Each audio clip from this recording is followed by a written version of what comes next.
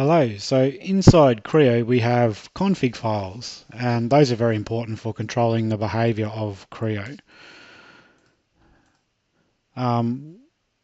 So there's a master config called config.sup.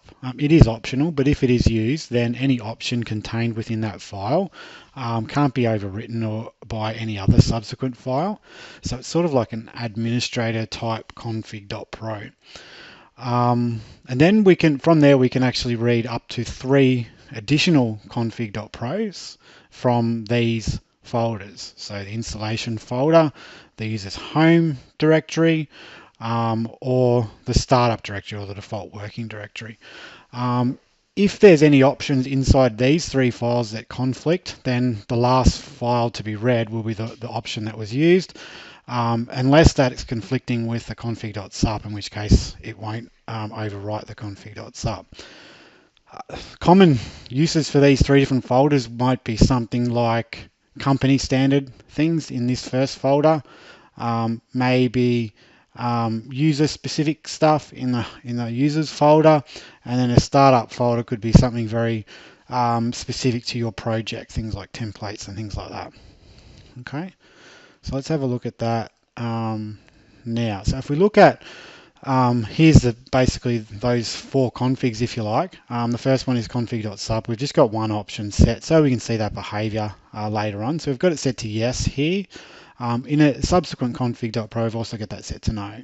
Okay, so that same value, and we'll see what happens. But inside here, this is a company config, so anything that you want to maintain for your overall company. Then we've got job specific stuff, so you might have different set of templates, different unit systems perhaps for a job you're doing. And then we've got the user stuff. So this is just normally to do with display and things like map keys and stuff like that.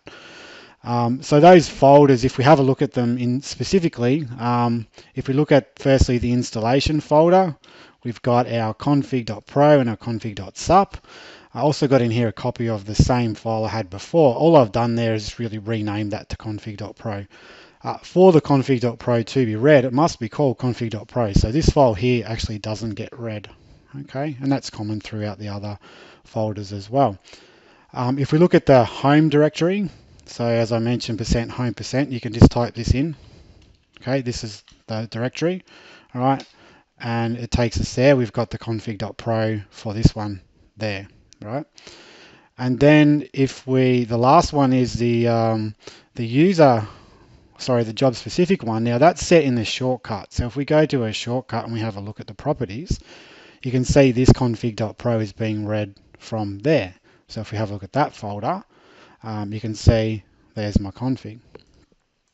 So if we go ahead and start Creo now, and I'll have a look at my options. So we go File, Options, we go to Configuration Editor, so we can see the job config is being read.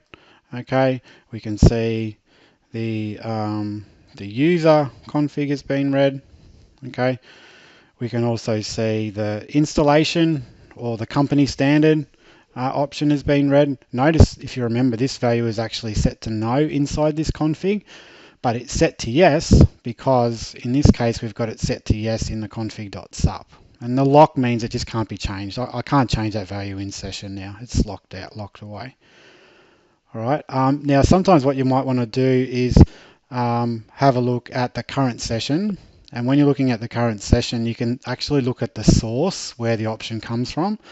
So this is useful if you want to know, well, where have I set that option? Which value is actually being taken? You can see all of these values here, and it's listing the specific config.pro.